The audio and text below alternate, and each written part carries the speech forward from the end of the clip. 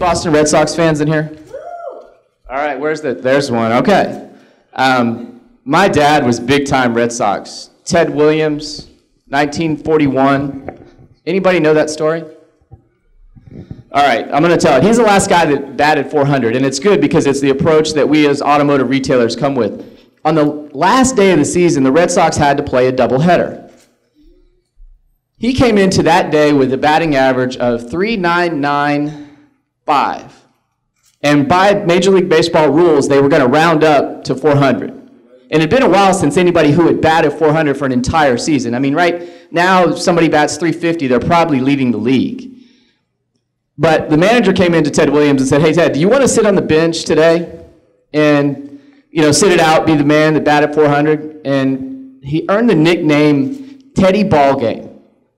Actually, Teddy effing Ballgame, because said, no, I'm going to earn this one on the field. And he went in the game, and over the course of the doubleheader, of which he played both halves, he went 6 for 8 and ended up with that magical number from baseball lore of 406. And he's the last guy who actually did it. So as I look at the numbers and try to evaluate what it means to us in this industry, I try to think back to what he did and how he approached it. Taking the easy way out, settling in was not the way to go. To win in this digital world, you got to get in the game. And as we talk about this, we're going to talk about transforming your stores from an internet department to an internet dealership. And this is one of the big reasons why, what you see on the screen. And it's simply this. On the left-hand side, that's the old purchase funnel. The new purchase funnel is in part based on some of the effectiveness we see in the room. People are submitting fewer and fewer leads. Now, they're not going away, and yes, you're going to put pressure on your lead providers, and yes, you're going to want guys like Dave Page at Dealer eProcess and the team at Dealer On to help you drive the most amount of web conversions that you possibly can, right?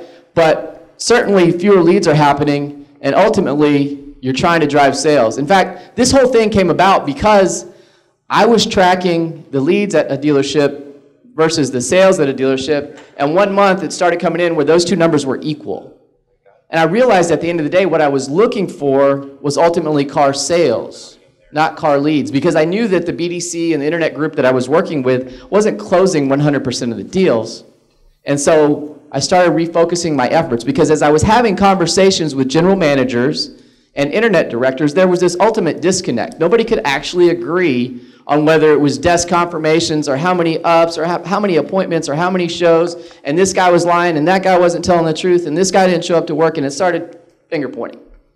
But what the Moneyball factor does, it gets you in two places where you can't really argue. One is how much website traffic you're getting to your website, Google Analytics, and then ultimately how many cars you're selling, that's your financial statement. And based on that information, you can go to a new level with performance at your stores. If you like this information, you should look into the next Internet Sales 20 Group. Go to www.internetsales20group.com and sign up now.